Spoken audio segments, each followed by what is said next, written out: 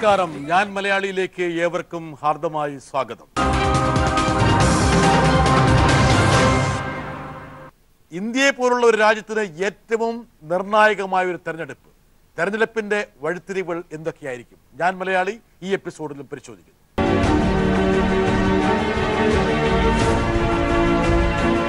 എന്തിനാണ് സാറേ ഈ സമയമാകുമ്പോഴേക്കിനും എല്ലാ 5 വർഷം കൂടുമ്പോഴേക്കും ഈ പറഞ്ഞ 980 മുതൽ 84 മുതൽ തുടങ്ങിയ ഈ രാമജന്മഭൂമി വീണ്ടും വീണ്ടും വരുന്നു?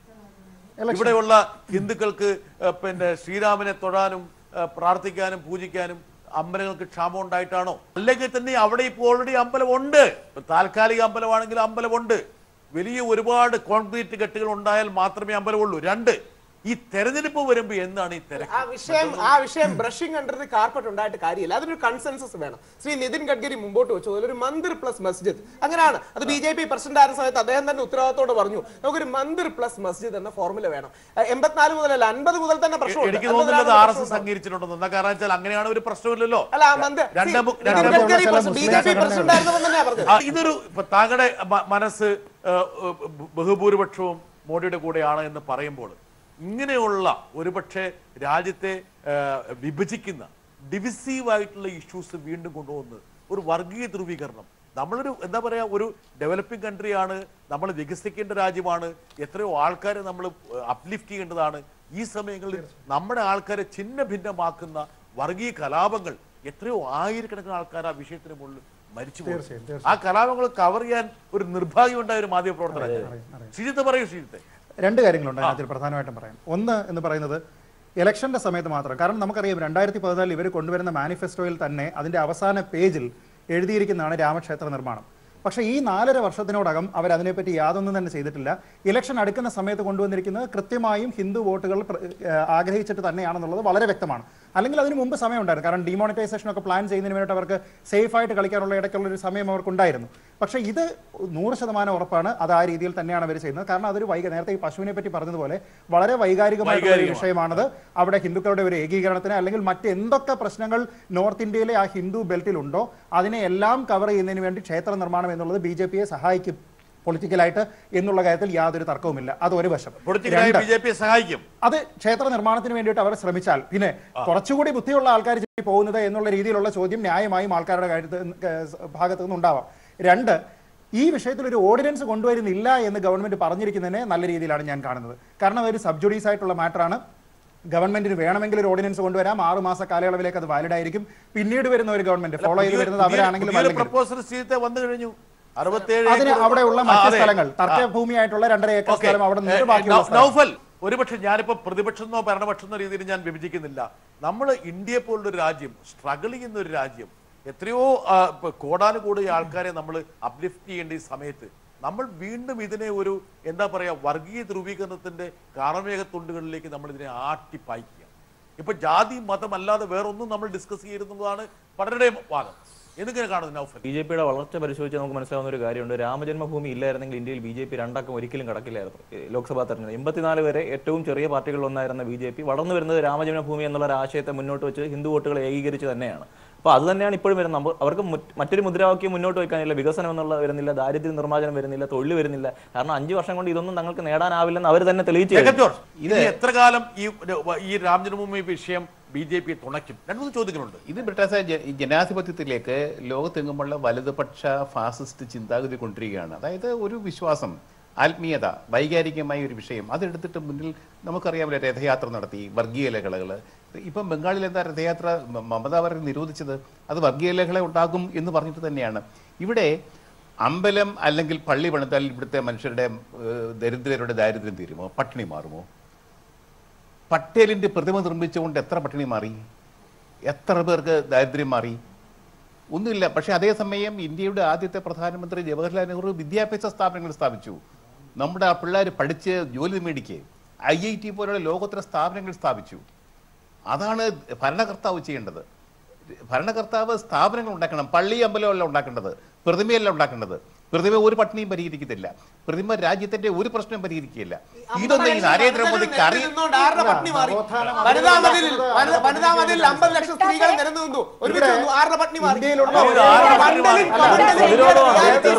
ക്ഷേത്രാരാധനയുടെ കാര്യം പറഞ്ഞപ്പോൾ എനിക്കൊരു പ്രധാനപ്പെട്ട കാര്യം പറയാനുള്ളത് കൊണ്ടാണ് ഞാൻ ഈ ഇടപെട്ട് പറയുന്നത്. അതെ, അതായത് ഈ ഗുജറാത്താണല്ലോ ഈ ഇന്ത്യയിലെ സംഘപരിവാർ ഫാസിസത്തിന്റെ പരീക്ഷണശാല എന്നൊക്കെ പറയുന്ന ഗുജറാത്തിലെ ക്ഷേത്ര അതെ തീർച്ചയായിട്ടും ലബോറട്ടറി തന്നെ. അവിടെ മാർട്ടിൻ മക്വൻ എന്ന് പറയുന്ന ഒരു ദളിത് ആക്ടിവിസ്റ്റ് ഉണ്ട്. അദ്ദേഹം നടത്തിയ പഠനം 1600 ദളിത് ഗ്രാമങ്ങളെ അടിസ്ഥാനമാക്കി, ഗുജറാത്തിലെ ദളിത് ഗ്രാമങ്ങളെ അടിസ്ഥാനമാക്കി നടത്തിയ പഠനത്തിൽ പറയുന്ന 85% ക്ഷേത്രങ്ങളിൽ, ഗുജറാത്തിലെ 85% ക്ഷേത്രങ്ങളിൽ ഇന്നും ദളിതർക്ക് പ്രവേശനമില്ല എന്നാണ് പറയുന്നത്. 54% സ്കൂളുകളിൽ ദളിത് കുട്ടികൾക്ക് ഇന്നും വേറെ ഭക്ഷണത്തിനുള്ള വേറെ നിരയാണെന്ന് പറയുന്നു. ഇത് നിലനിൽക്കുന്ന ഗുജറാത്തിലാണ്. ആ ഗുജറാത്തിന്റെ വികസന നായക ഇവരെല്ലാം കഴിഞ്ഞ 10-25 വർഷം കൂടി ആരാധന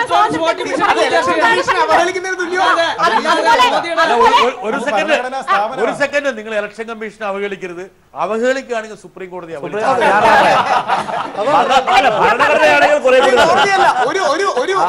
മറ്റൊരു വിഷയം. പക്ഷേ ഒരു കാര്യം, കമണ്ടലും മണ്ഡലും ഇന്ത്യൻ രാഷ്ട്രീയത്തിന്റെ സത്യസന്ധമായ പ്രതിഫലനങ്ങളാണ്. ഇല്ലെന്ന് പറഞ്ഞിട്ട് എന്താ കാര്യം? ഒരു സെക്കൻഡ്, ഞാൻ ഈ കമണ്ടലിന്റെ മണ്ഡലിന്റെ കാര്യത്തിൽ ഡൽഹിയിൽ നിന്ന് ശരി തെറ്റെന്നുള്ള രാഷ്ട്രീയത്തിൽ നമ്മൾ അത് രണ്ടാമത്തെ വിഷയമാണ്. അത് റിയാലിറ്റിയാണ്. എന്തൊക്കെ പറഞ്ഞാലും BJP ഈ ഒരു നിലയിലേക്ക് വളരാൻ സഹായിച്ചത് ഈ പറഞ്ഞ രാമജന്മ വിഷയമാണ്.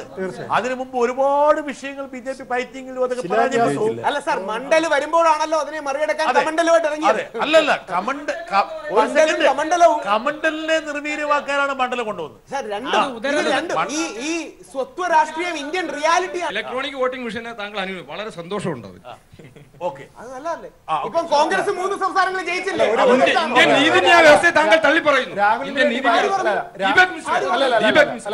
ഒരു ജഡ്ജിയെ വിമർശിക്കുന്നത് അങ്ങനെയാണെങ്കിൽ പാതയോരത്തെ ബാറുകൾ വന്നു, നമ്മുടെ കേരള സർക്കാർ മറികടന്നു, കേരള സർക്കാർ സുപ്രീം കോടതി.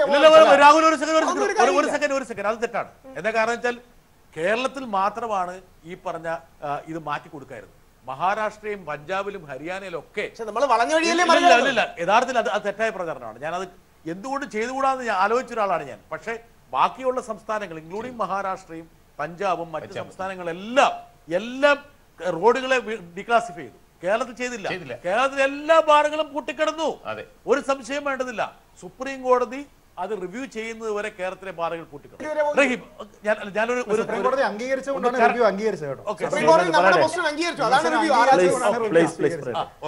ഈ ശ്രീജിത്തിന്റെ രാഷ്ട്രീയം ഏതാന്ന് ഇപ്പൊ മനസ്സിലായി.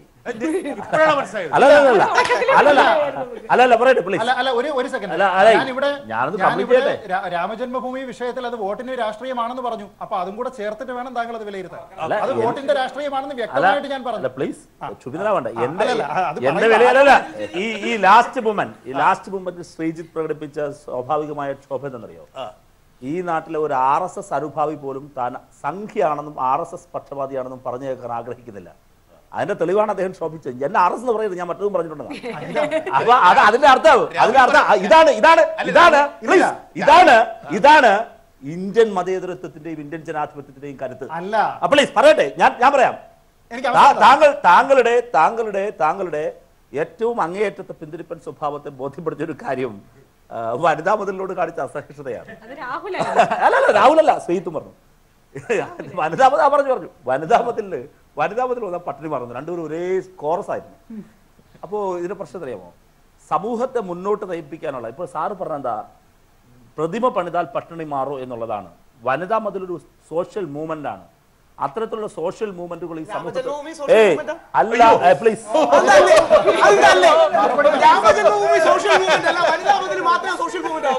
താങ്കൾ ഈ പറഞ്ഞ സോഷ്യൽ മൂവ്മെന്റിന്റെ മഹോത്സവത്തിന് നേരിട്ട് സാക്ഷ്യം വഹിച്ച ആളാണ് കേൾക്കൂ.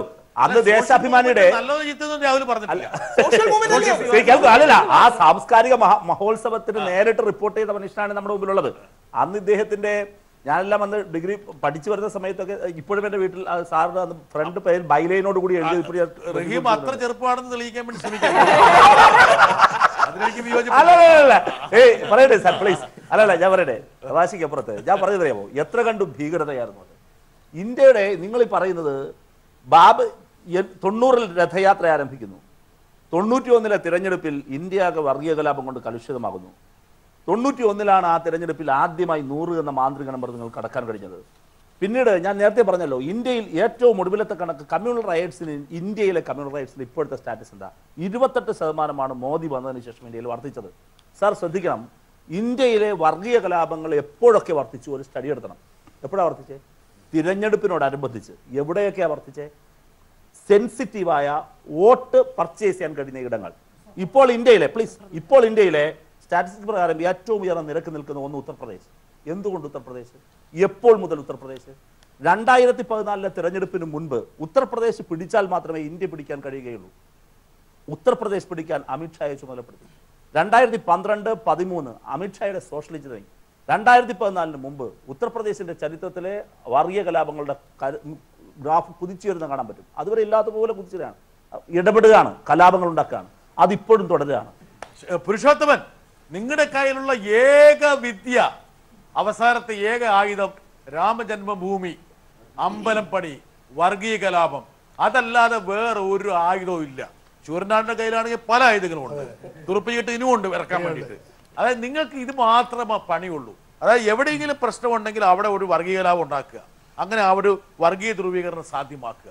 പിന്നീട് 5 വർഷം കൂടുമ്പോൾ തെരഞ്ഞെടുപ്പിന് സമയത്ത് ഈ പറഞ്ഞ അമ്പല നിർമ്മാണവുമായിട്ട് രംഗത്ത് വരും. പുരുഷോത്തമൻ പ്രതികരിക്കും. മുട്ടാസെ, ഞാൻ എൻ്റെ 7 വയസ്സുള്ളപ്പം മുതൽ RSSന്റെ ശാഖയിൽ പങ്കെടുത്തിട്ടുള്ള സ്വയം സേവകനാണ്.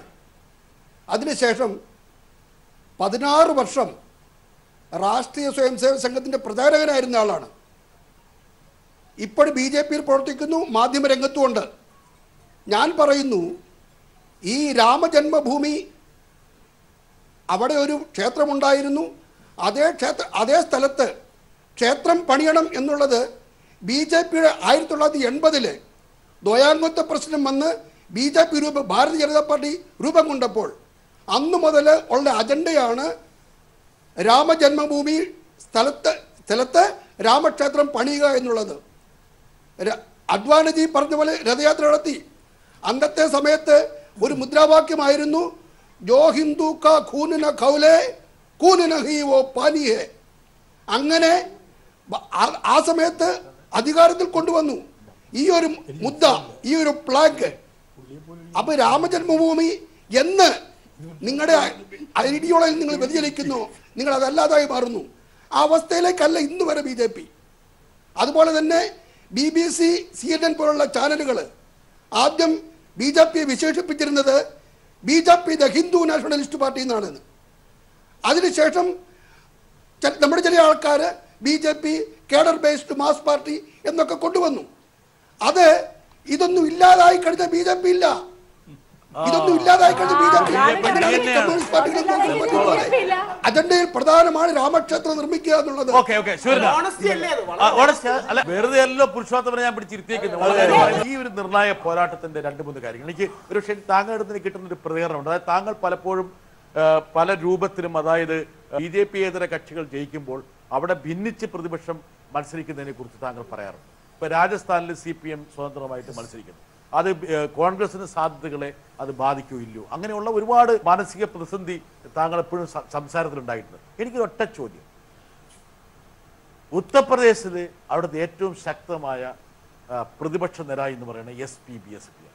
നിങ്ങൾ അവിടെ ശക്തിയാർജിച്ച് ഒറ്റയ്ക്ക് മത്സരിച്ചാൽ ഒരുപക്ഷെ BJP-യെ തോൽപ്പിക്കാൻ പറ്റുന്ന ആ നിരയെ നിങ്ങൾ വീക്കനാക്കുകയല്ലേ? നിങ്ങൾ നേരത്തെ മറ്റ് ആൾക്കാർക്കെതിരെ ഉന്നയിച്ചിരുന്ന ആരോപണം താങ്കളുടെ നേരെയല്ലേ വരും? പ്രധാനപ്പെട്ട സ്റ്റേറ്റുമാണ് നല്ല ചോദ്യം. കുഴപ്പമുണ്ടോ?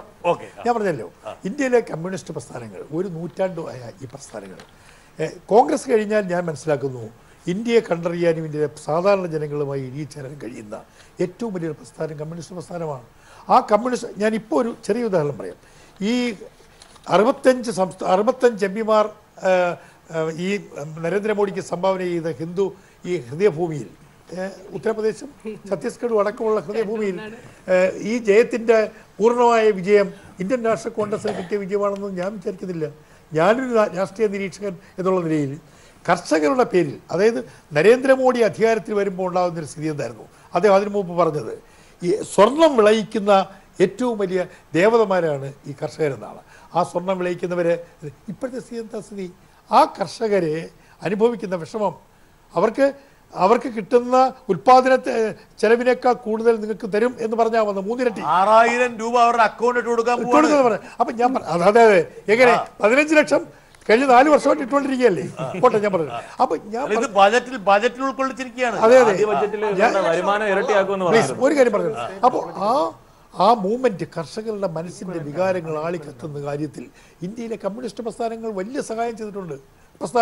വലിയ സഹായം ചെയ്തിട്ടുണ്ട്. എന്തിന് ഇത് ഭിന്നിച്ചു നിൽക്കുന്നത്? എന്താ ലക്ഷ്യം? ദേശീയ തലത്തിൽ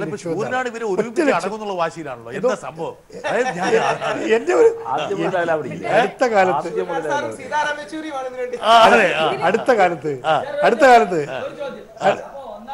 ഗവൺമെന്റിൽ നിന്ന് ഇടതുപക്ഷം പറഞ്ഞത് കേൾക്കാതെ അവര് പുറകോട്ട് പോകേണ്ടി വന്നതിന്റെ ബുദ്ധിമുട്ടുകൾ അത് ഭാഗമായിട്ട് മോഡി വന്നു. അത് മാത്രമല്ല ചെറിയ അതവർക്ക് മനസ്സിലായല്ലോ.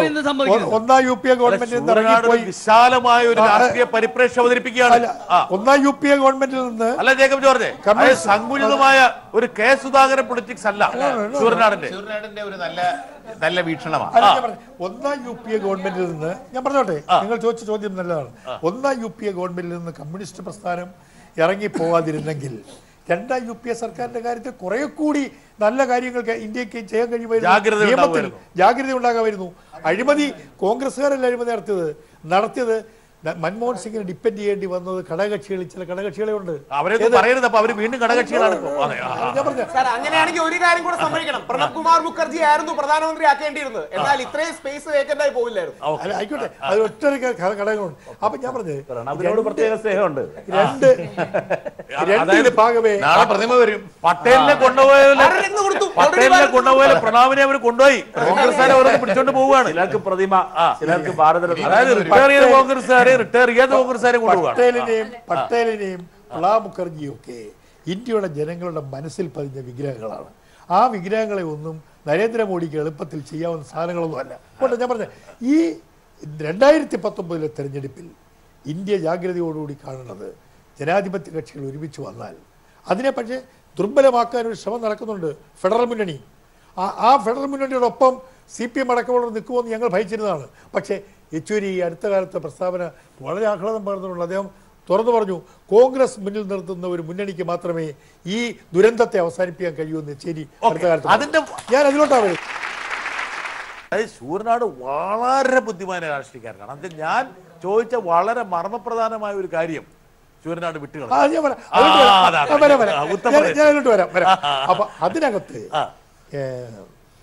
2009 തെരഞ്ഞെടുപ്പിലാണ് അതോ 2009 തെരഞ്ഞെടുപ്പിൽ ഒറ്റയ്ക്ക് കോൺഗ്രസ് മത്സരിച്ച് 21 സീറ്റ് വാങ്ങിച്ചു ഇല്ലേ 2010. ഇപ്പോ ഇവർ മുന്നണിയൊക്കെ രൂപീകരിച്ച് അവർ പറഞ്ഞ ന്യായമാണ്, ഞങ്ങളോട് ഒരുമിച്ച് നിന്നു, കോൺഗ്രസിന് ഇനി വേണ്ട എന്ന് പറഞ്ഞു. അപ്പൊ കോൺഗ്രസ് എന്ത് ചെയ്യാൻ പറ്റും? ഇന്ത്യൻ നാഷണൽ കോൺഗ്രസ് ഒരു കാലത്ത് UP ഭരിച്ചിരുന്ന സ്ഥലമാണ്. ഈ രാഷ്ട്രീയ കൊലപാതകങ്ങൾ ഉണ്ടാക്കി കോൺഗ്രസിനെ ഒറ്റപ്പെടുത്തി മുസ്ലിമെന്നും ന്യൂനപക്ഷമെന്നും ഒക്കെ മാറ്റിയാണല്ലോ കോൺഗ്രസ് എന്തുണ്ടെന്ന് കണ്ടുപിടിക്കാൻ ഞങ്ങൾ തീരുമാനിച്ചിട്ടുണ്ട്. ആ തീരുമാനിക്കുന്നതിനകത്ത് വേറൊരു അജണ്ട ഉണ്ട്. ആ അജണ്ട തെരഞ്ഞെടുപ്പ് കഴിയുമ്പോൾ മനസ്സിലാവും. BJPക്കും അതായത് സൂര്യനാട് പറയാൻ പോകുന്നത് വെച്ചാല് BJPക്ക് കിട്ടാൻ പോകുന്ന ബ്രാഹ്മണ പ്രിയങ്ക ഗാന്ധി കൊണ്ടുപോകും. പക്ഷെ അവിടെ വേറെ കയ്യിൽ നിന്ന് ഞങ്ങൾ പിടിച്ചു മാറ്റും. മുസ്ലിം വോട്ടുകൾക്ക് കൺഫ്യൂഷൻ ഉണ്ടായി കഴിഞ്ഞാൽ ആ വോട്ടുകൾ കൺഫ്യൂഷൻ ആവത്തില്ല. പക്ഷെ സൂര്യനാട് നമ്മൾ വരയ്ക്കുന്ന രാഷ്ട്രീയം വെള്ളത്തിൽ വീശുന്ന വാളാണ് രാഷ്ട്രീയം. ഉത്തർപ്രദേശിൽ ഇവരെ എന്തുകൊണ്ടാണ് SP-യും BSP ജയിക്കാൻ വേണ്ടി മുന്നണി ഉണ്ടാക്കുന്നത്? ഒരു പ്രതിപക്ഷ ബഹുമാനം കോൺഗ്രസിനോട് അമർഷമൊന്നുമില്ല. കാര്യം അമേഠിയിൽ അവർ സ്ഥാനാർത്ഥിയെ നിർത്തുന്നില്ല, റായ്ബറേലിയിലുമില്ല എന്നവർ പ്രഖ്യാപിച്ചു. കോൺഗ്രസിനോട് ഒരു വൈരുദ്ധ്യമൊന്നുമില്ല. എന്തുകൊണ്ടാണ്? അവരെ അത് നിർബന്ധിക്കുകയാണ്. കാരണം അവരുടെ മാസ് വോട്ടുകളായ മുസ്ലിം ദളിത് പിന്നോക്ക വോട്ടുകൾ അവർക്ക് വിശ്വാസമില്ലാത്ത മുഖമാണ് കോൺഗ്രസിൻ്റെ. അതാ പ്രശ്നം. അവരുടെ ആ ജനവിഭാഗത്തിന്റെ. എന്നാൽ ഒരു കാലത്ത് ഉത്തർപ്രദേശ് എന്ന് പറഞ്ഞാൽ കോൺഗ്രസിന്റെ തട്ടകമെന്ന് താങ്കൾ പറഞ്ഞല്ലോ, ഈ ജനവിഭാഗത്തിന്റെ പാർട്ടിയായിരുന്നു കോൺഗ്രസ്. അപ്പൂപ്പൻ മറ്റേ ആനപ്പുറത്തിരുന്ന് കഴിഞ്ഞാൽ പേരക്കിടാവിന് തഴമ്പുണ്ടാവുന്ന വെച്ചിട്ട് സൂര്യനാട് ഞാൻ ആ തെരഞ്ഞെടുപ്പ് കവർ ചെയ്ത് 989 ലോക്സഭാ തെരഞ്ഞെടുപ്പോട് കൂടിയിട്ട് ഉത്തർപ്രദേശ് രാമജന്മഭൂമി അതിന്റെ കാര്യം. ഇപ്പോൾ രാമജന്മഭൂമി തുടങ്ങിയ പോയി. ഒരു കാര്യം, നെഹ്റുജിയുടെ മന്ത്രിയായിരുന്നു BJP-യുടെ തുടക്കക്കാരനായ ശ്യാമപ്രസാദ് മുഖർജി.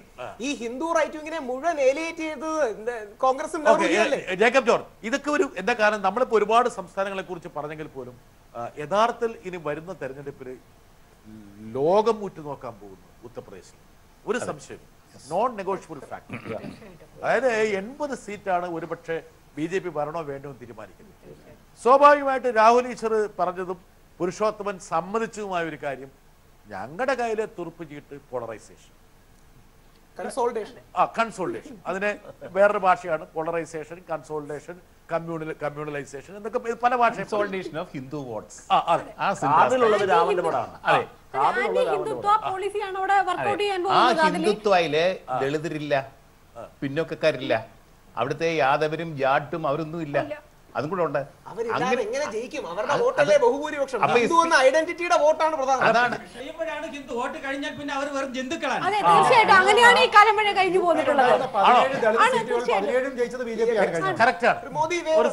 സംവരണ സീറ്റുകളിൽ ഏറ്റവും കൂടുതൽ വിജയിക്കുന്നത് അല്ലെ ഇപ്പോ മോഡി വേവ് ഉണ്ടോ BJP? കാരണം ഞാൻ പറയുന്നത് അവിടെയാണ് ഞാൻ പറഞ്ഞത്. നേരത്തെ വിനീതയോട് ഞാൻ ചോദിച്ചു, അതായത് നിങ്ങൾ ഈ ദളിത് എന്ന് പറയുമ്പോൾ ഉത്തരേന്ത്യയിലെ ദളിത് പലപ്പോഴും ഈ ഹിന്ദുത്വ ബാൻഡ് വാഗന്റെ പുറകെ പോകുന്ന പ്രവണതയുണ്ട്. ഒരു പോളറൈസേഷൻ വരുമ്പോൾ ആന്റി മോദി ഭരണകൂടം തന്നെ ഒന്നും ഇടപെടും. എന്താ കാരണം, ഞാൻ ഈ ഇലക്ഷൻസ് കവർ ചെയ്തുകൊണ്ട് എന്താ കാരണം ഒന്നും വേണ്ട. ഇപ്പൊ മുസഫർപൂർ ഒന്നുമില്ല, ഒരു കലാപം വന്നു കഴിയുമ്പോഴേക്കും സംഭവം മാറി. പിന്നെ അവിടുത്തെ പ്രശ്നങ്ങളെല്ലാം മാറി. പിന്നെ ഒന്നും മതം മാത്രമാണ്, മുസ്ലിങ്ങൾ മാറണം. അപ്പോഴേക്കും എന്താണ്, അവിടെയുള്ള സാമ്പത്തിക പ്രതിസന്ധിയും പ്രശ്നങ്ങളും എല്ലാം ഇഗ്നോർ ചെയ്യപ്പെട്ടിരിക്കുന്നു. നൗഫൽ, ഇതാണ് BJP അടുത്ത തെരഞ്ഞെടുപ്പിലും പയറ്റാൻ പോകുന്നത്. അതിന്റെ ശരിതെറ്റിനെ കുറിച്ചും ധാർമ്മതയെ കുറിച്ചൊക്കെ നമുക്ക് വേറെ, പക്ഷെ പൊളിറ്റിക്സിൽ വിജയമാണ് പ്രധാനം. ഏറ്റവും കൂടുതൽ സീറ്റ് കിട്ടുന്നവരാണ് രാജാവ്. പ്രതീക്ഷയ്ക്ക് വകയുള്ള ഒരു കാര്യം, ഒടുവിൽ നടന്ന തദ്ദേശ സ്വയംഭരണ തെരഞ്ഞെടുപ്പിൽ 30.8% വോട്ടാണ് BJPക്ക് ഉത്തർപ്രദേശിൽ നേടാൻ സാധിച്ചത്. 30.8. സ്വതന്ത്ര എല്ലാവരും കൂടെ തന്നെ 20.4% നേടിയ ഒരു അവസ്ഥയിലാണ് 30.8 ചുരുങ്ങിയത്. രണ്ട് പ്രതിപക്ഷ പാർട്ടികൾ കഴിഞ്ഞ തവണ എടുത്ത നിലപാടുകളെല്ലാം ഒരു സവർണ സ്വഭാവമുള്ളായിരുന്നു. BSP 36.4% സ്ഥാനാർത്ഥികളെയും മുന്നോക്ക സമുദായത്തിൽ നിന്നാണ് പ്രഖ്യാപിച്ചത്. BSPയുടെ പൊളിറ്റിക്സിന് തന്നെ എതിരാണത്.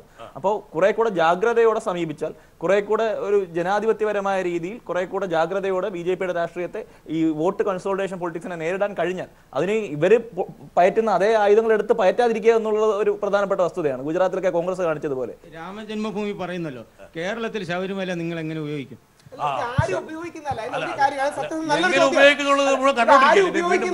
ഒരു സമുദായത്തിനോ സമൂഹത്തിനോ അവരുടേതായ സ്വത്വബോധമുണ്ട്. ഗാന്ധിജി എന്തായത്, ശരിക്കും ശശി തരൂർ ഗാന്ധിജി അവതരിപ്പിക്കുന്ന നോക്കണം global audience, the Hindu activist who defeated the British empire എന്നാണ് ശശി തരൂരുടെ ഏറ്റവും പ്രധാന പുസ്തകത്തിൽ. ഈ ഹിന്ദു എന്ന് പറയുന്ന ഒരുപാട് ജാതികളായി കിടക്കുന്നവരെ ഏറ്റവും നന്നായി കൺസോൾട്ടേറ്റ് ചെയ്ത ആളാണ് ഗാന്ധിജി. അതോടൊപ്പം മതസൗഹാർദ്ദവും പറഞ്ഞു. ആ സ്പേസ് ആർക്ക് കൺസോൾട്ടേറ്റ് ചെയ്യാൻ കഴിയുമോ അവർ ഇന്ത്യ ഭരിക്കും. കാര്യം 100 കോടി ഹിന്ദുക്കളല്ലേ ഇവിടെ ഉള്ളത്. ഗാന്ധിജി ചെയ്തത് ഏറ്റവും പോസിറ്റീവായ ഹിന്ദു കൺസോൾട്ടേഷൻ ആണ്. അതിൽ ആദ്യ സ്ഥാനം ക്രിസ്ത്യാനിക്കും മുസ്ലിമിനും കൊടുക്കണം, മൂന്നാമതേ ഹിന്ദുവിന് കൊടുക്കാവൂ എന്ന് പറയാനുള്ള നല്ല മനസ്കത അദ്ദേഹം കാണിച്ചു. അതിന്ന് മോദിക്ക് ചെയ്യാൻ കഴിഞ്ഞാൽ അദ്ദേഹം ചെയ്യും. നാളെ ജനയൂധാരിയായ ബ്രാഹ്മണനായ രാഹുൽ ഗാന്ധി ചെയ്യാൻ കഴിഞ്ഞാൽ അദ്ദേഹത്തിന് പറ്റും. യഥാർത്ഥത്തിൽ നിങ്ങൾ ചോദിക്കേണ്ടിരുന്നത്, രാഹുൽ ഈശ്വർ നിങ്ങൾ മത്സരിക്കുന്നുണ്ടോ? BJP കക്ഷി രാഷ്ട്രീയമില്ല. RSS നിങ്ങളെ സ്ഥാനാർത്ഥിയാക്കാൻ സാധ്യതയില്ല, പക്ഷേ സ്വതന്ത്രമായിട്ട് മത്സരിക്കുമോ? സാമുദായിക പ്രവർത്തകനാണ്, ഞങ്ങളൊക്കെ കൾച്ചറൽ ആക്ടിവിസ്റ്റ് ആണ്, ഞങ്ങൾക്ക് കക്ഷി രാഷ്ട്രീയമില്ല. നാളെ പ്രയാർ ഗോപാലകൃഷ്ണൻ നിൽക്കുകയാണെങ്കിൽ അദ്ദേഹത്തിന് വേണ്ടി ഞാൻ പോയി ക്യാമ്പയിൻ ചെയ്യും. പ്രയാർ ഗോപാലകൃഷ്ണൻ അജയ് തറയിലോ നിൽക്കുകയാണെങ്കിൽ BJP രാഹുൽ ഈശ്വർ നിർത്താൻ സാധ്യതയില്ല. ഇല്ലില്ല, എനിക്ക് കക്ഷി രാഷ്ട്രീയം, ഞങ്ങൾക്ക് കക്ഷി രാഷ്ട്രീയമില്ല. കാര്യം നാളെ പ്രയാർ സാർ മത്സരിച്ചാലും കുമ്മനഞ്ചേട്ടൻ മത്സരിച്ചാലും അവരോടൊപ്പം ഞങ്ങൾ കാണും. അതിനിടയ്ക്ക് വേറൊരാളുടെ പേര് കൂടെ പറഞ്ഞല്ലോ, അജയ് തറയിൽ സാർ. അജയ് തറയില്. അല്ല, കാര്യം ഞങ്ങൾ സാധാരണ വിശ്വാസികളാണ്. അതായത് കോൺഗ്രസ്സുകാരെ സപ്പോർട്ട് ചെയ്യുന്ന പറഞ്ഞേക്കുന്നത്. കുമ്മനഞ്ചേട്ടൻ മത്സരിച്ചാലും കാര്യം ഞങ്ങൾ വിശ്വാസികൾ മാത്രമാണ്. കുമ്മനത്തിനെയും പ്രയാറിനെയും പിന്നെ അജയ് തറയിലൊക്കെ ഒരുപോലെയാണ് കാണുന്നത്.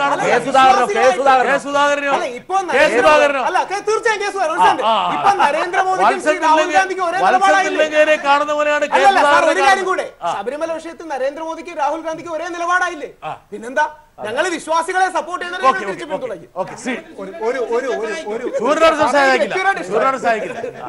ചൂരനാടിന് ആ സഹായം വേണ്ട. അങ്ങനെ പറ ചൂരനാട്. ഈ BJP-ക്കാരെ ആരാണ് ഇവിടെ വളർത്തിക്കൊണ്ടുവന്നത്? BJP ഭൂമി പൊട്ടി വളർന്നതല്ലോ. ഈ കോൺഗ്രസ് ആരാണ് ഇപ്പോഴും BJP-ക്ക് പോയിക്കൊണ്ടിരിക്കുന്നത്. ഒരു കമ്മ്യൂണിസ്റ്റ് കാരണം BJP-യിൽ പോകുന്നില്ല. അതായത് ഇത്രയും നേരം വളരെ സമാധാനത്തോടെ നിന്നിട്ട് ധാർമ്മിക രോഷം മുഴുവൻ ചൂരനാടിന്റെ മുകളിൽ ഈ BJP-ക്കാരെ വളർത്തിക്കൊണ്ട് നിങ്ങളുടെ പാർട്ടിക്കാരനാണ്, അതുകൊണ്ടാണ് പുള്ളി പറയണത് അങ്ങനെ. പറഞ്ഞതിന് ഒരു ചെറിയ ശ്രീ എ റഹീം പറഞ്ഞു. ശ്രീ എ റഹീം ഇവിടെ പറഞ്ഞ ഒരു കാര്യം, എന്റെ രാഷ്ട്രീയം അദ്ദേഹത്തിന് വ്യക്തമായി എന്ന് പറഞ്ഞു. അപ്പൊ അത് വളരെ അസഹിഷ്ണുതയോട് കൂടിയാണ് അദ്ദേഹം പറയുന്നത്. കാരണം മനസ്സിലാക്കുന്ന അസഹിഷ്ണുതയാണ്, ആരോപിക്കുന്നത് അസഹിഷ്ണുതയാണ്, സ്വന്തം ധാരണയാണ് സത്യം എന്നുള്ള രീതിയിൽ അവതരിപ്പിക്കുന്നത് അസഹിഷ്ണുതയാണ്.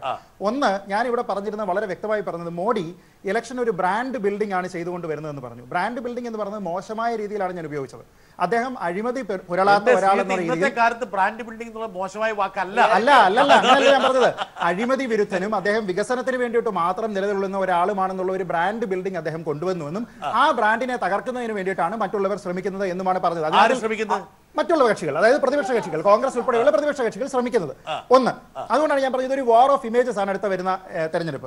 രണ്ട്, രാമജന്മഭൂമി വിഷയം എന്ന് പറയുന്നത് അവരുടെ പ്രകടന പത്രികയിൽ ഉണ്ടായിരുന്നിട്ട് പോലും 4.5 വർഷങ്ങൾക്ക് ശേഷം ഈ സമയത്ത് ഇലക്ഷൻ പടിവാതിൽക്കൽ, അങ്ങനെ തന്നെയാണ് ഞാൻ പറഞ്ഞത്, ഇലക്ഷൻ പടിവാതിൽക്കൽ അല്ല ഞാനും പറഞ്ഞിരുന്നു, പടിവാതിൽക്കൽ വന്നു നിൽക്കുന്ന സമയത്താണ്, അല്ല അങ്ങനെയുള്ള സമയത്താണ് അവർ ഉപയോഗിക്കുന്നത് എന്നുള്ളത് അവർക്ക് വോട്ട് കൺസോളിഡേറ്റ് ചെയ്യാൻ വേണ്ടി മാത്രമാണ് എന്ന് പറഞ്ഞു. ഇതൊരു സംഖ്യയുടെ സ്വരമല്ല. തങ്ങളുടെ അഭിപ്രായവുമായി ചേർന്ന് നിൽക്കാത്ത എന്തിനേയും സംഖ്യയുടെ സ്വരമായി മാറ്റി നിർത്തുന്ന ഒരു കടുത്ത അസഹിഷ്ണുതയാണ്. ഇവിടെയുള്ള ആൾക്കാർക്ക് അഭിപ്രായ സ്വാതന്ത്ര്യം ഉണ്ടെന്നുള്ളത് അദ്ദേഹം മനസ്സിലാക്കണം. ഇത് ഒരു കാര്യം തീർന്നില്ല. ഇതേപോലെ അഭിപ്രായ സ്വാതന്ത്ര്യം പറഞ്ഞ രമേശ് ചെന്നിത്തലയെ നിങ്ങൾ സംഖ്യകളാക്കിയാണ്. NSS-ന്റെ ആചാര്യനായ ശ്രീ NSS-ന്റെ നേതാവായ ശ്രീ സുകുമാരൻ നായരെ ഇവർ ഇതേപോലെ സംഖ്യയാക്കിയതാണ്. ഇവിടെ അദ്ദേഹത്തിനോട് എന്നെ സംബന്ധിച്ചിടത്തോളം എനിക്ക് സംഖ്യ എന്ന ലെവൽ മോശമാണ്. വ്യക്തമായിട്ട് ഇതാ കേൾക്കുന്നത് അല്ലല്ല, ഒരു സെക്കൻഡ്, ഒരു കാര്യം ഞാൻ ഈ പറഞ്ഞു വന്നത്, ഇത് കടുത്ത ഒരു അസഹിഷ്ണുതയുടെ പേരിലാണ് ഇങ്ങനത്തെ കാര്യങ്ങൾ പറയുന്നത്. അതുകൊണ്ട് ദയവ് ചെയ്ത് അത്തരത്തിലുള്ള ആരോപണങ്ങൾ ഉണ്ടാക്കാതിരിക്കുക. ശ്രീ റഹീമിന്റെ അറിവിലേക്കായി പറയുകയാണ്, ഇന്ത്യ ടുഡേ എന്ന പ്രസിദ്ധീകരണത്തിന് വേണ്ടി സ്വച്ഛ ഭാരത് സെസ്സിനെതിരെ, തിയേറ്ററുകളിൽ ദേശീയ ഗാനം ആലപിക്കുന്നതിനെതിരെ, ബീഫ് ബാനിനെതിരെ, മനോഹർ പാരിക്കർ ശ്രീ രവിശങ്കറിന്റെ പരിപാടിക്ക് വേണ്ടിയിട്ട് ബ്രിഡ്ജുകൾ കെട്ടിക്കൊടുക്കുന്നതിനെതിരെ, ഇതിനെതിരെ എല്ലാം ലേഖനങ്ങൾ എഴുതിയ ആളാണ് ഞാൻ, സംഖ്യയായിട്ടല്ല സർ. അതേപോലെ തന്നെ ഇവിടെ ഏറ്റവും അവസാനമായിട്ട് എഴുതിയിരുന്ന, ഞാൻ ഉത്തർപ്രദേശിൽ ഇലക്ഷന്റെ സമയത്ത് പോവുകയും അഖിലേഷ് യാദവുമായി മീറ്റ് ചെയ്യുകയും ചെയ്തിരുന്ന ആളാണ് ഞാൻ. അവിടെ അവരുടെ കൺസോളിഡേഷൻ ഉണ്ടായാൽ അതാണ് അടുത്ത തെരഞ്ഞെടുപ്പിന്റെ ഭാഗധേയം നിർണ്ണയിക്കാൻ പോകുന്നത് എന്ന് 1.5 വർഷം മുമ്പ് ഞാൻ എഴുതിയിരുന്ന ലേഖനം ഇപ്പോഴും ഈ ഹിന്ദു നാമധാരികളെയല്ല എനിക്ക് സംഘപരിവാറിന്റെ ഇഷ്ടമാണ്, അത് വേറെ. പക്ഷേ ശ്രീ രമേശ് ചെന്നിത്തല നല്ലൊരു നിഷ്പക്ഷ നിരീക്ഷകനായ ശ്രീത്ത് വരെ ഏതെങ്കിലും ഹിന്ദു നാമധാരികളെ എന്തെങ്കിലും മോദിക്ക് അനുകൂലമായി കൊള്ളാന്ന് പറഞ്ഞാൽ പിടിച്ച് സംഘീയമാക്കുന്ന മോഡി സർക്കാർ അഴിമതി ഇല്ല എന്ന് പറഞ്ഞു. ഇല്ല, ഞാൻ പറഞ്ഞില്ല. അങ്ങനെ ഒരു പ്രതിച്ഛായ അവർ ബിൽഡ് ചെയ്യുന്നു, അതാണ് ബ്രാൻഡ് ബിൽഡിംഗ് എന്നാണ് പറഞ്ഞത്. അഴിമതി ഇല്ലാത്തതെന്ന് ഞാൻ പറഞ്ഞില്ല സുഹൃത്തെ, കുറവുണ്ടെന്നൊന്നും ഞാൻ പറഞ്ഞില്ല. രണ്ടാമത് ഈ മോഡി നെഹ്റു കുടുംബം ഈ രാജ്യത്തിന് വേണ്ടി സംഭാവന ചെയ്തതിന്റെ ഫലമായിട്ടാണ് ഈ ഇത്രയും വർഷക്കാലം കൊണ്ട് ഇന്ത്യ മഹാരാജ്യം ഇത്ര ഉയർച്ചയിൽ വരാൻ കാരണം. 4.5 വർഷക്കാലം കൊണ്ട് മോഡി സർക്കാർ അധികാരത്തിക്കാരെന്ന് പറഞ്ഞ് രാജ്യം ഇത്ര വളർച്ചയിൽ ഉണ്ടായിട്ടില്ല. അത് നമ്മൾ അംഗീകരിക്കണം, അത് അംഗീകരിച്ചേ പറ്റും. പിന്നെ ഒരു കാര്യം കൂടി പറയാനുള്ളത്, UP-യുടെ കാര്യം പറഞ്ഞു, ഇനി പറയേണ്ടതല്ലെങ്കിലും UP കാര്യത്തിൽ 80 സീറ്റുണ്ടെന്ന് പറയുന്നു, നിർണായക ഘടകമാണ്. പക്ഷേ അവിടെ പ്രതിപക്ഷങ്ങൾ സെപ്പറേറ്റ് ആയിട്ട് നിന്നാൽ BJP-ക്ക് സീറ്റ് കൂടും. പ്രിയങ്ക ഗാന്ധി ഇവരുടെ നേട്ടം ഉണ്ടാവും. കാരണം എന്താ,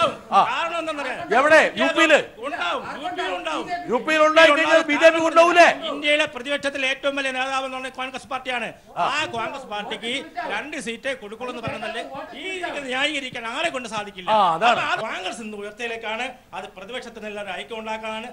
ജനാധിപത്യ രാജ്യത്തിന് വേണ്ടി ഇത് പ്രിയങ്ക ഗാന്ധി വരുന്നത് ഈ രാജ്യത്തിന് എല്ലാവർക്കും ഒരു ചോദ്യം എനിക്ക് ചോദിക്കാനുണ്ട്. നമ്മളിവിടെ ഐക്കണുകളായിട്ട്, അതായത് തിരഞ്ഞെടുപ്പ് പടിവാതിൽ എന്ന് പറയുന്ന ഐക്കണുകളായിട്ട് കാണിക്കുന്നത് യെച്ചൂരിയെയും രാഹുലിനെയും മോദിയെയും മാത്രമാണ്. എന്തുകൊണ്ടാണ് മായാവതി എന്ന് പറയുന്നത്? അങ്ങനെയല്ല, അതിന്റെ തുടക്കത്തിൽ കാണിക്കുന്ന ഇതൊക്കെയാണ് സംഘപരിവാർ അധികാരത്തിലിരിക്കെ തന്നെ ഒരു രാജ്യസഭ തെരഞ്ഞെടുപ്പ് നടന്നിരുന്നു. അവിടെ 3 സീറ്റുകളില് ഉൾപ്പെടെ BJP പരാജയപ്പെടുന്ന ഒരു കാഴ്ച ആണ്. അവിടെ പോലും ദലിത് യോഗി ആദിത്യനാഥിൽ ഫുൽപൂർ ഉൾപ്പെടെയുള്ള മണ്ഡലങ്ങളില്. അപ്പൊ അവിടെ ഈ ദലിത് വോട്ടുകളുടെ മുസ്ലിം വോട്ടുകളുടെ ഏകീകരണം കൊണ്ടാണ് ഈ തരത്തിലുള്ള പരാജയം. SP-BSP സഖ്യത്തിലൂടെ തന്നെയാണ് ഈ പരാജയം ഉണ്ടാകുന്നത്. ഏറ്റവും മായാവതിജിയെ അപമാനിച്ച SP-കാരല്ലേ പണ്ട് ആ ഗസ്റ്റ് ഹൗസിലെ സംഭവം ഓർമ്മയില്ലേ? അകത്ത് കയറ്റിയിട്ടവരെ മർദ്ദിച്ച കാര്യം എങ്ങനെ മറക്കാൻ കഴിയും? അന്ന് രക്ഷിച്ചോണ്ട് പോയത് BJP-യിലെയും മായാവതിയോട് BJP പെരുമാറിയത് എങ്ങനെയാണ് എന്നുള്ളതിന്റെ കൃത്യമായ രേഖകളും ആളുകളാണ് സംഘപരിവാറുകാർ. നല്ല സ്നേഹത്തിലാണ്. ഓരോ ആഴ്ച മായാവതി എഴുന്നേക്കുമ്പോൾ ഓരോ CBI കേസാണ്. UP-യിൽ ഐക്യം ഉണ്ടാക്കണമെങ്കിൽ SP-BSP സഖ്യത്തിൽ കോൺഗ്രസ് ചേരണം. നിങ്ങൾക്ക് അർഹത ഒരു 5 സീറ്റേ ഉള്ളൂ. ഒരു 5 സീറ്റ് മാറ്റിട്ടുണ്ട് അതിൽ ചേരണം. ഞാൻ പറയാം ഞാനല്ല ചെയ്യണ്ടേ, ഞാൻ ഡൽഹിയിൽ അത് പറയാം കേട്ടോ. കഴിഞ്ഞ ഉപതെരഞ്ഞെടുപ്പിൽ ഗോരഖ്പൂർ ഈ പറഞ്ഞ യോഗി ആദിത്യനാഥിന്റെ മണ്ഡലത്തില് കോൺഗ്രസിനെ SP-BSP സഖ്യം കൂട്ടിയിരുന്നില്ല. SP-BSP സഖ്യമാണ് അവിടെ BJP നേരിട്ടത്. കോൺഗ്രസ് സ്വന്തമായിട്ട് മത്സരിച്ചു, വോട്ടുകൾ നേടി. പക്ഷേ SP-BSP സഖ്യം വിജയിച്ചു. ഇതാണ് യാഥാർത്ഥ്യം. അപ്പം ഒരുപക്ഷെ താങ്കൾ പറയുന്നതിനൊരു യുക്തിയുണ്ട്. എന്താ കാരണം വെച്ചാൽ ആ ഒരു പാറ്റേൺ ഫോളോ ചെയ്യുകയാണെങ്കിൽ വേണമെങ്കിൽ BJP-യിൽ നിന്ന് കുറെ സവർണ വോട്ട് ബ്രാഹ്മണ വോട്ടുകളെ വേണമെങ്കിൽ കോൺഗ്രസിന് വേണേ കൊണ്ടുപോകാം. അതിലെ താങ്കൾ എന്നേക്കാൾ കൂടുതൽ അറിയാവുന്ന ബ്രിട്ടാസ് കാര്യം എന്താണെന്നറിയോ? ഞാൻ വായിച്ചറിഞ്ഞേ ഉള്ളൂ. ബ്രിട്ടാസ് നേരിട്ട് കണ്ടിട്ടുള്ള കാര്യങ്ങളാണ് അവിടെ അന്നത്തെ. എന്നാലും ഞാൻ മനസ്സിലാക്കുന്ന ഒരു കാര്യം, കിഴക്കൻ UP-യുടെ ചുമതല പ്രിയങ്കയ്ക്ക് കൊടുത്തപ്പോൾ അതിനൊത്തൊരു ലക്ഷ്യമുണ്ട്. കിഴക്കൻ UP ബ്രാഹ്മിൺസിന്റെയും വലിയ ആദ്യത്തെ ഉയർന്ന ജാതിക്കാർക്ക് അവരെയൊക്കെ സൃഷ്ടിച്ച ഒരു സ്ഥലമാണ്. അവിടെ തീർച്ചയായിട്ടും ഒരു ഇന്ദിരാഗാന്ധി സ്മരണയ്ക്ക് വേരുകൾ പുനർജനിക്കാൻ കഴിയുമോ എന്നൊരു പരീക്ഷണം കോൺഗ്രസ് നടത്തുകയാണ്. ഒരുപക്ഷെ ജയിച്ചെന്ന് വരും. എന്തായിരുന്നാലും BSP-യും SP-യുമായിട്ടൊരു കൊമ്പ് കേർപ്പ് അവരുടെ വോട്ട് ഭിന്നിപ്പിക്കുന്ന ഒരു ചരിത്രത്തിലേക്ക് കോൺഗ്രസ് വരില്ല. അവർ തമ്മിൽ നല്ല ബന്ധം. നിങ്ങൾ സഹിഷ്ണുത കാണിക്കുന്നുണ്ടോ ഇൻവെർട്ടർ കോമ? അതായത് ഒരുപക്ഷെ ശ്രീജിത്ത് മോഡിയെ പിന്നെ നേരത്തെ പറഞ്ഞ പോലെ സപ്പോർട്ട് ചെയ്യുന്ന മേഖല ഉണ്ടാകാം, വിയോജിക്കുന്ന മേഖല ഉണ്ടാകാം. പക്ഷെ സപ്പോർട്ട് ചെയ്യുന്ന മേഖലയെ വെച്ചുകൊണ്ട് മാത്രം ഇവരെ അങ്ങനെ ബ്രാൻഡ് ചെയ്യാൻ പാടുണ്ടോ? ശാഖയിൽ പോകുന്നുണ്ടോ നോക്കിയിട്ടുള്ള ഒരാളെ സംഖ്യയായി പറയുക. ഒരാൾ കമ്മ്യൂണിസ്റ്റ് പാർട്ടിയുടെ മീറ്റിങ്ങുകളിൽ പോകുന്ന നോക്കിയല്ല, അയാളുടെ നിലപാടുകളാണ്. ഞാൻ വളരെ പർട്ടിക്കുലർ ഒരു കാര്യം, അദ്ദേഹത്തിന് മതിയാവോളം സമയം കൊടുത്ത് അദ്ദേഹം അത് വിശദീകരിക്കുമ്പോഴും ഞാൻ അങ്ങനെ ആരോപിക്കാനിടയായ സാഹചര്യം ഞാൻ പോയിന്റ് ഔട്ട് ചെയ്തിട്ടാണ്. അതിനെക്കുറിച്ച് അദ്ദേഹം നിശബ്ദനായിരുന്നു. അതിൻ്റെ കാര്യം എന്താ, ഇവിടെ സാറ് പറഞ്ഞുകൊണ്ടിരിക്കുകയായിരുന്നു അവിടെ വല്ലഭായ് പട്ടേലിൻ്റെ പ്രതിമ, ആ പ്രതിമ പടുത്തിട്ട് എന്ത് നേടി എന്ന ചോദ്യത്തിനോട് അദ്ദേഹത്തിൻ്റെ പ്രബുദ്ധമായ അദ്ദേഹത്തിൻ്റെ കൗണ്ടർ എന്താ, വനിതാ മുതൽ കിട്ടിയിട്ട് എന്ത് നേടിയതാ. ഇത് ചോദിക്കുന്നത് ഇത് അദ്ദേഹം ചോദിച്ചേ, രാഹുൽ ഈശ്വറല്ലേ ചോദിച്ചേ? രാഹുൽ പ്ലീസ് പറയട്ടെ. രാഹുൽ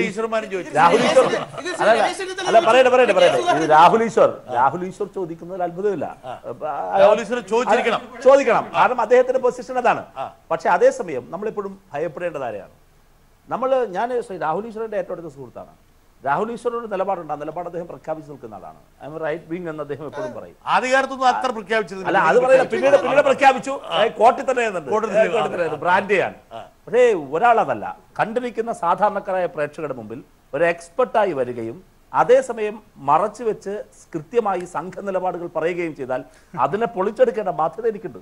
അത് ഒരുതരം തെറ്റായ പുരുഷോത്തമൻ ഇങ്ങനെ കുറെ നേരമായിട്ട് നിൽക്കുകയാണ്. പുരുഷോത്തമൻ, വളരെ തീഷ്ണമായിട്ടുള്ള തെരഞ്ഞെടുപ്പ്, 2-3 സാധ്യതകൾ. ഒരുപക്ഷെ ഈ ചർച്ച അവസാനിപ്പിക്കേണ്ടതായിക്കൊണ്ട് ജേക്കബ് ജോർജ് ആണ് ഒരുപക്ഷെ എന്നെ സഹായിക്കാൻ പറ്റുന്ന ആള്. അതായത് BJP-ക്ക് കേവല ഭൂരിപക്ഷം കിട്ടുന്നില്ല എങ്കിൽ നരേന്ദ്രമോദി പ്രധാനമന്ത്രിയാവൂ? ഭൂരിപക്ഷമില്ലാത്തൊരു BJP-യെ ഒരു സഖ്യത്തിലാക്കിയിട്ട് അതിനെ നയിക്കാൻ പറ്റുന്ന ഒരു ശരീരഭാഷ നരേന്ദ്രമോദിക്കുണ്ടോ? 1. 2, അങ്ങനെ നരേന്ദ്രമോദി പറ്റുന്നില്ലെങ്കിൽ അടുത്തത് ആരാണ്? ഗഡ്കരിയെ പോലുള്ള ആൾക്കാരുടെ പ്രതികരണങ്ങൾ എന്തിന്റെ നാന്ദിയാണ്, സൂചനയാണ്. മാത്രമല്ല, രാമജന്മഭൂമി ആ സംഭവത്തിൽ എനിക്ക് ഇപ്പോഴും ഓർമ്മയുണ്ട്. പുരുഷോത്തമൻ ആ BPOസിന്റെ മുമ്പിൽ നിന്ന് ഒരു പോലീസുകാരൻ നടുവിൽ ഒരു കുത്തു കൊടുത്തിരുന്നു, ഓർമ്മയുണ്ട? 93 കണ്ട കറക്റ്റായി പറഞ്ഞേ. ഇപ്പൊ ഈ പ്രിയങ്ക ഗാന്ധി രാഷ്ട്രീയത്തിൽ വന്നു. കിഴക്കൻ UP-യിൽ ഒരു വലിയ മാറ്റം ഉണ്ടാവും, ബ്രാഹ്മണ വോട്ടുകളെല്ലാം പിടിച്ചെടുക്കുമെന്നുള്ള പറയുന്നത് കേട്ടു. ഞാൻ പറയാൻ ആഗ്രഹിക്കുന്നത്, പ്രിയങ്ക ഗാന്ധി ഓൾറെഡി രാഷ്ട്രീയത്തിൽ പ്രവേശിച്ചിട്ടുള്ള ആളാണ്.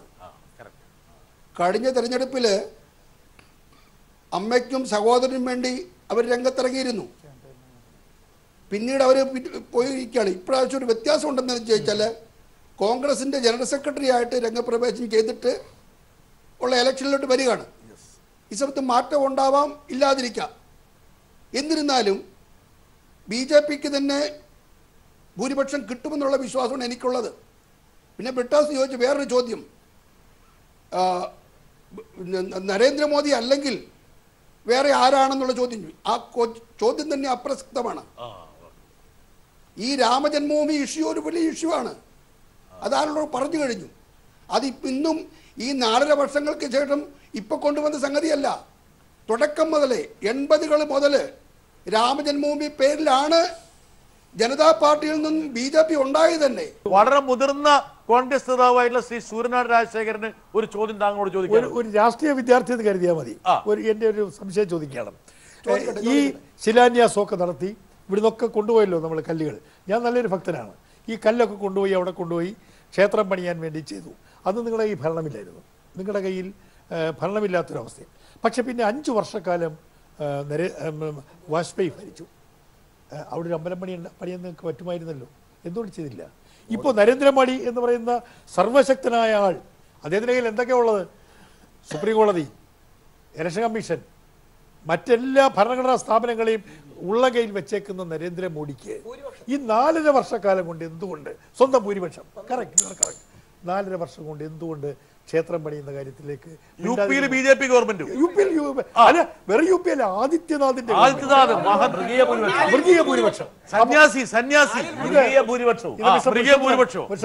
ഗവൺമെന്റ് പോകുന്ന UP-ലും പേടിക്കണ്ട, പുരുഷോത്തമൻ. ഞാൻ KPC ജനറൽ സെക്രട്ടറി എന്നുള്ള നിലയിലുള്ള ചോദ്യമല്ല, ഒരു രാഷ്ട്രീയ വിദ്യാർത്ഥി അറിയാനുള്ള. എത്ര എളിമയോട് കൂടിയിട്ട് ശൂരനാട് KPCC ജനറൽ സെക്രട്ടറിയുടെ അധികാര ഗർവ് സ്ഥാനങ്ങളൊക്കെ മാറ്റിവെച്ചിട്ട് വളരെ നമ്രതയോടെ, അതായത് പുരുഷോത്തമ കയ്യിൽ എന്താ ഇല്ലാത്തത്? എല്ലാ ഭരണഘടനാ സ്ഥാപനമുണ്ട്, ഭൂരിപക്ഷമുണ്ട്, ഒരു സന്യാസി മുഖ്യമന്ത്രി ആയിരിക്കുന്നു, പ്രസിഡന്റ് ഉണ്ട്, വൈസ് പ്രസിഡന്റ് ഉണ്ട്, പിന്നെ രാഹുൽ ഈശ്വർ വിമർശിക്കുന്ന ആൾക്കാരുണ്ട്, അങ്ങനെ പല ആൾക്കാരും നിങ്ങളുടെ കയ്യിലുണ്ട്. ഞാൻ പറയില്ല, അതിന് ഞാൻ പറഞ്ഞാലും മനസ്സിലായില്ലേ? ഓക്കെ, ഇതൊക്കെ ഉണ്ടായിട്ടും നിങ്ങള് ശൂരനാട് വളരെ പരിഷ്കൃതനായതുകൊണ്ട് പറഞ്ഞു. പക്ഷേ ജേക്കബ് ജോർജിന്റെ ഭാഷയിൽ നിങ്ങൾ എന്ത് ഒലക്കയാ ചെയ്തത്? അതല്ല ഉദ്ദേശിച്ചില്ല.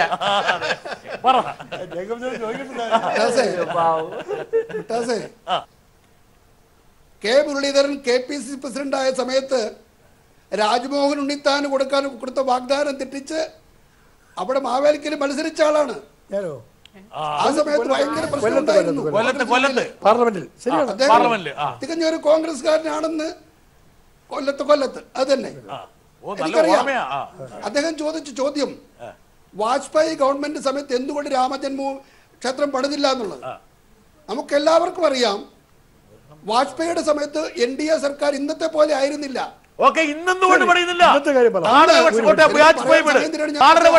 നരേന്ദ്രമോദി മാറ്റാതിരുന്നു. പറയട്ടെ, അങ്ങനെയുള്ള സമയത്ത് ഒരു ബേസ്വറമയെ പിടിച്ചു മാറ്റി ജയലളിത പിൻവലിച്ചു. ആ സമയത്ത് അതുകൊണ്ട് അങ്ങനെ അങ്ങോട്ട് ഒരു രാമജന്മഭൂമി അമ്പലം പണിയാൻ പോയെന്ന് പറഞ്ഞാല് പിടിച്ചു വലിക്കുന്ന ഒരു കാലഘട്ടം. പുരുഷോത്തമ, നിങ്ങൾ അത് വിട്, വാജ്പേയി വിട്. ഒരു സെക്കൻഡ് 4.5 വർഷക്കാലം നരേന്ദ്രമോദി പിന്നീട് വരാം. പിന്നിപ്പോ വാജ്പേയി മോദി സർക്കാർ വന്നു. മോദി സർക്കാരിന്റെ കാലത്ത് ബാക്കിയുള്ള 60-65 വർഷങ്ങൾക്ക് ശേഷം മോദി സർക്കാർ അധികാരത്തിൽ വന്നു. പല കാര്യങ്ങളും ഉണ്ട്. രാമജന്മഭൂമി കാര്യം മാത്രമല്ല, ആർട്ടിക്കിൾ 370, കോമൺ സിവിൽ കോഡ്, അങ്ങനെ പല പ്ലാനിങ്ങും ഉണ്ട്. ഇരിക്കുന്നതിന് മുമ്പേ കാല് കിട്ടാൻ പറ്റില്ല. ഞാൻ ആദ്യം പറഞ്ഞ പോലെ ഒരു സ്ത്രീക്ക് അവസാനം വാക്ക് കൊടുക്കണം. പക്ഷെ അതിന് മുമ്പ് എനിക്ക് ഒരു പക്ഷേ UP-യുടെ കാര്യം പറയണം. എന്താ കാരണം വെച്ചാൽ പിന്നെ ജേക്കബ് ജോർജിന് അറിയാൻ ആഗ്രഹം ഉണ്ടാവും. 1989 ഞാൻ UP പോയപ്പോൾ അവിടെ ഉയർന്ന ഏറ്റവും പ്രധാനപ്പെട്ട സ്ലോഗനായിരുന്നു, അതായത് ഗലി ഗലിമേം ഷോറേ രാജീവ് ഗാന്ധി ചോറേ. അതായിരുന്നു അന്നത്തെ ബൊഫേഴ്സിന്റെ. ഇന്ന് രാഹുൽ ഗാന്ധി രാജീവ് ഗാന്ധിയുടെ പുത്രൻ ഇന്ന് യു.പിയിൽ പോയി ഉയർത്തുന്ന മുദ്രാവാക്യം ഗലി ഗലി മേ ഷോർ ഹേ ചൗക്കിദാർ ചോർ. നോക്കുക, അതായത് രാഷ്ട്രീയം എങ്ങനെയാണ് മടങ്ങിപ്പോയത്. ഓക്കെ വിനീത പറയും. ഞാൻ പറഞ്ഞു വന്നത് ഈ വാഗ്ദാന ലംഘനങ്ങളുടെ ഒരു നീണ്ട നിര തന്നെ മോദി സർക്കാർ അവശേഷിപ്പിക്കുന്നുണ്ട്. ഇവർ ഈ പറയുന്ന രാമജന്മഭൂമി മാത്രമൊന്നുമല്ല വിഷയമായിട്ടുള്ളത്. ഇപ്പൊ ഈ മോദി സർക്കാർ അധികാരത്തിൽ വന്ന സമയത്ത് തെരഞ്ഞെടുപ്പ് പത്രികയിൽ നൽകിയ ഒരു വാഗ്ദാനങ്ങളിൽ ഒന്നായിരുന്നു ഇന്ത്യയിൽ 2 കോടി മാനുവൽ സ്കാവഞ്ചേഴ്സ് അവരെ പുനരധിവസിപ്പിക്കും, മാനുവൽ സ്കാവഞ്ചിങ് ഇല്ലാതെയാക്കുന്ന ഒരു വാഗ്ദാനം നൽകിയിരുന്നു. സംഭവിച്ചത് എന്താണ്? അടുത്ത ബജറ്റിൽ ആകെ ഉണ്ടായിരുന്ന 10 കോടി വെട്ടിക്കുറച്ച് പകുതിയാക്കിയല്ലാതെ ഒരാളെ പോലും പുനരധിവസിപ്പിക്കുന്ന ഒരു സാഹചര്യം ഇന്ത്യയിൽ ഉണ്ടായിട്ടുണ്ടല്ലോ. അല്ല, നിരന്തരമായിട്ടുള്ള മരണങ്ങൾ മാനുവൽ സ്കാവഞ്ചിങ് മേഖലയിൽ 2 കോടി ജനങ്ങളെ ബാധിക്കുന്ന വിഷയമാണ്. ഇത്തരത്തില് നിരന്തരമായിട്ടുള്ള വാഗ്ദാന ലംഘനങ്ങൾ, അതിക്രമങ്ങളുടെ ഒരു ദുരന്തം. ശരി, അപ്പൊ എന്താണ് വിനീത കാണുന്നത്? Vineetha, what is the writing on the wall for you? തീർച്ചയായും മോദി ഭരണത്തിന്റെ അവസാനം കുറിക്കുക എന്നുള്ളതിന് തീർച്ചയായും ഇവിടെ ദലിതരുടെയും മുസ്ലിങ്ങളുടെയും ആദിവാസികളുടെയും 85% വരുന്ന അത് ആഗ്രഹം എന്തായിരിക്കും വസ്തുത അത് തന്നെയായിരിക്കും ഉണ്ടാവുക. അതാണ് ആത്മവിശ്വാസം. അപ്പൊ ശ്രീ റഹീം, ദളിത് ആക്ടിവിസ്റ്റ് എന്നല്ല കമ്മ്യൂണിസ്റ്റ് എന്ന് വിളിക്കണം, അല്ലെ കോൺഗ്രസ് എന്ന് വിളിക്കേണ്ടി വരും. കാരണം മുന്നോട്ട് വെക്കുന്ന ആശയം എന്നുള്ള നിലപാടെന്നാണ്. ശാഖയെ പോയാൽ സംഖ്യ ആവും എന്നല്ല അദ്ദേഹം പറഞ്ഞത്. അതേപോലത്തെ ആശയം പറയണം. അപ്പൊ അദ്ദേഹം ഞാനിതിനെ വർഗീയമെന്ന് പറയില്ല. പക്ഷേ ശ്രീ റഹീമിന്റെ ആശയത്തിനെ എക്സ്ട്രാപോളേറ്റ് ചെയ്താൽ ഇപ്പൊ കമ്മ്യൂണിസ്റ്റ് എന്നോ കോൺഗ്രസ് എന്നോ വിളിക്കണം. നേരത്തെ അദ്ദേഹം പ്രതിമയുടെ കാര്യം പറഞ്ഞപ്പോൾ പ്രതിമ കൊണ്ട് ദിവസവും 19 മുതൽ 48 ലക്ഷം രൂപ വരെ ഇല്ല. അതേ വിഷയം വെച്ചിട്ടാണ്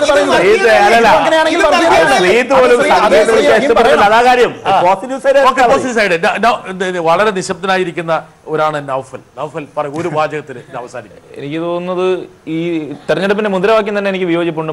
ഹൂ ഈസ് അഗൈൻസ്റ്റ് മോദി, മോദിക്കെതിരെ ആരാണെന്നുള്ള മുദ്രാവാക്യം തന്നെ അപ്രസക്തമാണ്. കാരണം മോദിയോ ഒരാളോ എതിരോ നിൽക്കുന്ന 2 വ്യക്തികളുടെ തെരഞ്ഞെടുപ്പ്, ഇതൊരു പ്രസിഡൻഷ്യൽ സംവിധാനം അല്ലല്ലോ ജനാധിപത്യം എന്ന് പറയുന്നത്, ഇന്ത്യൻ ജനാധിപത്യം. അപ്പോൾ ആശയങ്ങൾ തമ്മിലും ഒരു ഭരണകൂടം നടത്തിയ വികസന പദ്ധതികൾ തമ്മിലും അവരുടെ ക്ഷേമ പദ്ധതികൾ തമ്മിലുള്ള ഒരു മത്സരമായിരിക്കണം. രണ്ടാമത്തത്, ഇനിയും ഈ CJ തോമസ് പുസ്തകത്തിൽ പറയുന്ന ഒരു പ്രധാന കാര്യമുണ്ട്. എനിക്ക് ജനങ്ങളിൽ വിശ്വാസമില്ല, പക്ഷേ ജനാധിപത്യത്തിൽ വിശ്വാസം ഉണ്ടെന്ന്.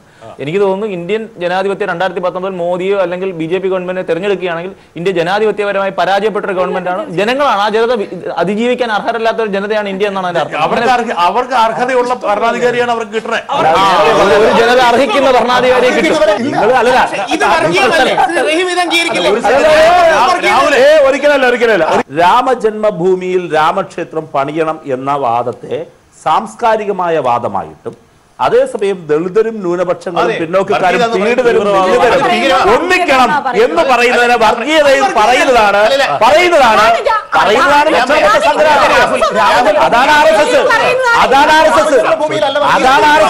ന്യൂനപക്ഷങ്ങളെയും ദളിതരെയും കൊന്നൊടുക്കുകയാണെന്ന് ഒരു ദളിത് ആക്ടിവിസ്റ്റ് എന്ന് പറഞ്ഞുകൊണ്ട് തന്നെ ഒരാൾ പറയുമ്പോ വർഗീയത എന്ന് പറയുന്നത് ക്രൂരമാണ്. അത് ഭയങ്കര വർഗീയതയാണ്.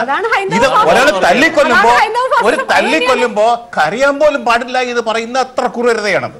ഓക്കെ, എന്തായാലും 2019 ലോക്സഭാ തെരഞ്ഞെടുപ്പ് ഇന്ത്യൻ ജനാധിപത്യത്തെ സംബന്ധിച്ചിടത്തോളം ഏറ്റവും നിർണായകമായ ഒരു പോരാട്ടമാണ്. ആ പോരാട്ടത്തിന്റെ ഗതിവിഗതികൾ എന്തായിരിക്കും? ഒരുപക്ഷെ ആ പോരാട്ടത്തിൽ ഉയരാൻ പോകുന്ന വ്യത്യസ്തങ്ങളായിട്ടുള്ള വിഷയങ്ങളെ കുറിച്ചുള്ള ഒരു ചർച്ച മാത്രമാണ്. തെരഞ്ഞെടുപ്പിന് ഇനിയും ഒരുപാട് ദിവസം ബാക്കിയുണ്ട്. ഇനിയും ഒരുപാട് ചർച്ചകൾ ഞാൻ മലയാളിയിൽ നിന്നും നടത്തുന്നതാണ്. ഞാൻ മലയാളി ഇവിടെ അവസാനിക്കുന്നു. നന്ദി, നമസ്കാരം.